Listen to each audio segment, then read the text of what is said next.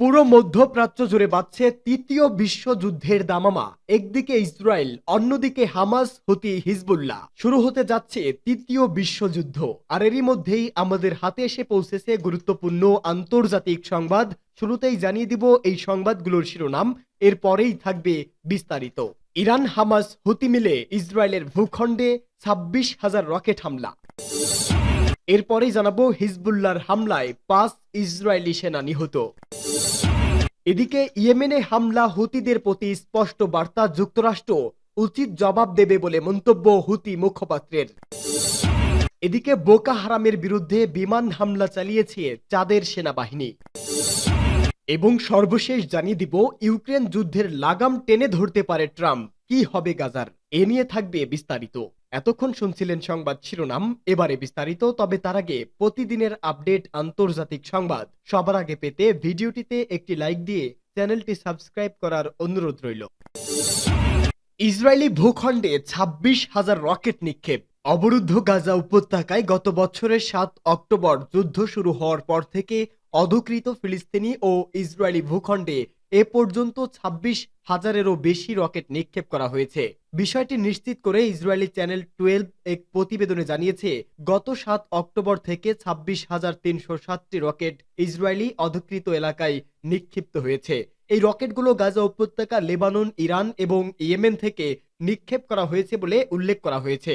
তবে এই ঘটনার পর থেকে ইসরায়েল গাজায় সম্পূর্ণ অবরোধ আরোপ করে এবং রীতিমতো হামলা ও ধ্বংসযজ্ঞ চালায়, যার ফলে এ পর্যন্ত 43,000-এর বেশি ফিলিস্তিনি নিহত এবং 1 লাখেরও বেশি মানুষ আহত হয়েছে, যাদের মধ্যে অধিকাংশই নারী ও শিশু। এছাড়া বসত ভিটা হারিয়ে বা বাস্তুচ্যুত হয়ে জ্বালানি, বিদ্যুৎ, খাদ্য ও পানির অভাবে অসহায় ও মানবেতর জীবন যাপন করছে গাজার প্রায় 20 লাখেরও বেশি মানুষ।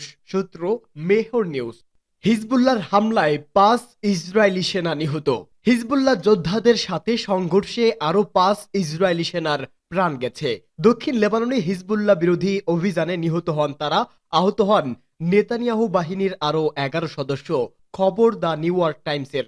এক বিবৃতিতে বিষয়টি জানায় ইসরায়েলি প্রতিরক্ষা বিভাগ IDF। বিবৃতিতে নিহত ওই 4 সেনা সদস্যের পরিচয় প্রকাশ করা হয়, তবে তাদের মৃত্যুর বিষয়ে বিস্তারিত কিছুই জানায়নি তেল আবিব। দক্ষিণ লেবাননে স্থল অভিযান শুরুর পর হিজবুল্লাহ যোদ্ধাদের হামলায় বেশ চাপে IDF বাহিনী। সশস্ত্র গোষ্ঠীর সাথে সম্মুখ সংঘাতে প্রাণ হারিয়েছে অন্তত 27 ইসরায়েলি সেনা।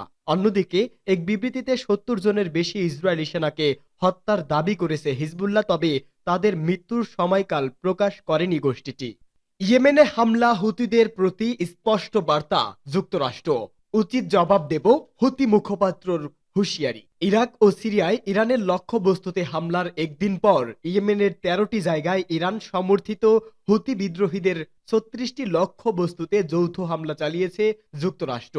হামলায় হুতিদের ভূগর্ভস্থ অস্ত্র মজুত স্থাপনা, ক্ষেপণাস্ত্র ব্যবস্থা ও ক্ষেপণাস্ত্র উৎক্ষেপণ সরঞ্জাম, আকাশ প্রতিরক্ষা ব্যবস্থা এবং রাডার ব্যবস্থা সংশ্লিষ্ট লক্ষ্যবস্তুতে আঘাত হানা হয়েছে।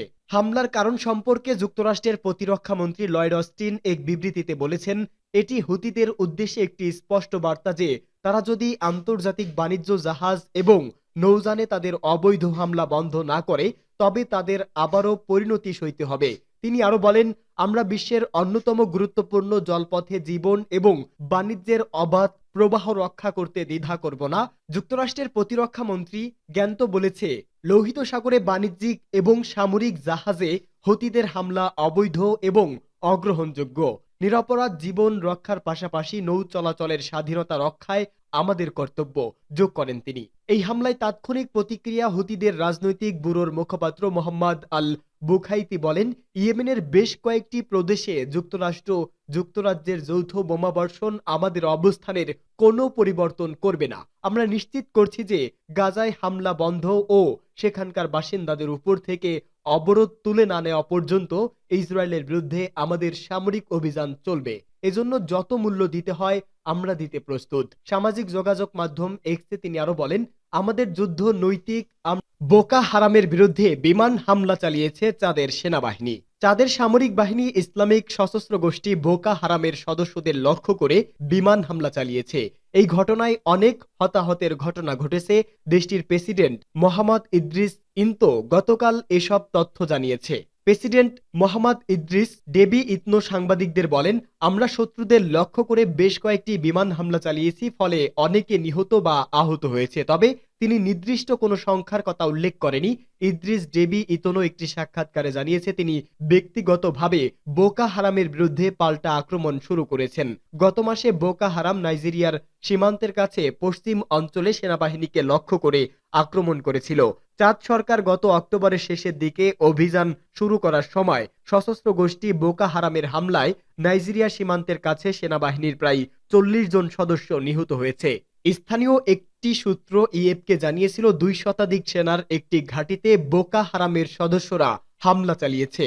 হামলাটি গত ২৭ অক্টোবর স্থানীয় সময় রবিবার রাত ১০টায় ঘটেছিল। পরে চাদের প্রেসিডেন্ট মোহাম্মদ ইদ্রিস ডেবি ইতনো স্থানীয় সময় সোমবার সকালে ঘটনাস্থল পরিদর্শন করেন এবং হামলাকারীদের ধরতে ও তাদের আস্তানাগুলোতে অভিযান চালানোর নির্দেশ দেন। গত সপ্তাহে অন্তর্বর্তীকালীন প্রধানমন্ত্রী আব্দুর রাহিম বিরেমে হামিদ সাংবাদিকদের বলেন, এই অভিযানের লক্ষ্য শুধু আমাদের শান্তিপূর্ণ জনগণকে সুরক্ষিত করা নয়, বরং বোকা হারাম ও এর সহযোগীদের মূলোৎপাটন করা এবং ধ্বংস করা। ইউক্রেন যুদ্ধের লাগাম টানতে পারেন ট্রাম্প, কি হবে গাজার? হোয়াইট হাউসে বসার ২৪ ঘন্টার মধ্যে যুদ্ধ বন্ধ করার যে প্রতিশ্রুতি ট্রাম্প দিয়েছে তা শুধু নিজের দেশের সাধারণ মানুষকে নয়, বিশ্ববাসীকেও আকৃষ্ট করেছে। কারণ একের পর এক যুদ্ধ দেখে যেন সবাই ক্লান্ত হয়ে পড়েছে। ট্রাম্প তার বিজয় ভাষণেও বলেছে, আমি যুদ্ধ শুরু করব না, যুদ্ধ থামাবো। তবে ট্রাম্প নিজে কিভাবে একদিনে ইউক্রেন যুদ্ধ শেষ করবে সে ব্যাখ্যা অবশ্য কখনো দেননি। বিশ্লেষকরা অবশ্য মনে করছে, ট্রাম্প যেহেতু চান ইউক্রেন যুদ্ধ বন্ধ হোক, সেক্ষেত্রে তিনি ইউক্রেনকে সব ধরনের সহায়তা বন্ধ করে দিতে পারে। এই সম্ভাবনাটাই সবচেয়ে বেশি। বিভিন্ন আন্তর্জাতিক সংবাদ মাধ্যমে প্রকাশিত বিশ্লেষকদের লেখায় এমন ইঙ্গিত পাওয়া গেছে। এভাবে ইউক্রেনকে চাপে ফেলে যুদ্ধের সমাপ্তি টানার হয়তো একটা পরিকল্পনা তার কাছে আছে, কিন্তু এই পরিকল্পনা কতটা বাস্তবসম্মত তা সময় বলে দেবে বলে মনে করছে বিশ্লেষকরা। সেই সঙ্গে তিনি যেহেতু যুদ্ধ থামাতে চান, সেক্ষেত্রে গাজায় ১ বছরেরও বেশি সময় ধরে চলা ইসরায়েলি হামলা বন্ধের বিষয়টিও সামনে এসেছে। ইসরায়েলের অন্ধ সমর্থক ট্রাম্প গাজা যুদ্ধ থামাতে পারবেন এটা বিশ্বাস করার মতো মানুষ অনেক কম। তারপরেও তার কথার উপর আস্থা রাখতে চাচ্ছে বিশ্ববাসী। গত বছরের ৭ অক্টোবর ইসরায়েলে হামাসের হামলার পর গাজায় চলমান হামলায় এ পর্যন্ত ৪৩,০০০-এরও বেশি মানুষ নিহত হয়েছে, যাদের বেশিরভাগই নারী ও শিশু। সেখানে মানুষ অনাহারে বিনা চিকিৎসায় মারা যাচ্ছে। সম্প্রতি লেবাননেও হামলা শুরু করেছে ইসরায়েল। তাই শুধু যুদ্ধ ইউক্রেনে বন্ধ করলেই হবে না, যুদ্ধ বন্ধ করতে হবে গাজাতেও। এ বিষয়ে ট্রাম্পের দেওয়া প্রতিশ্রুতি বাস্তবায়ন করতে এবং দেখতে চায় বিশ্ববাসী। তবে দ্য গার্ডিয়ানের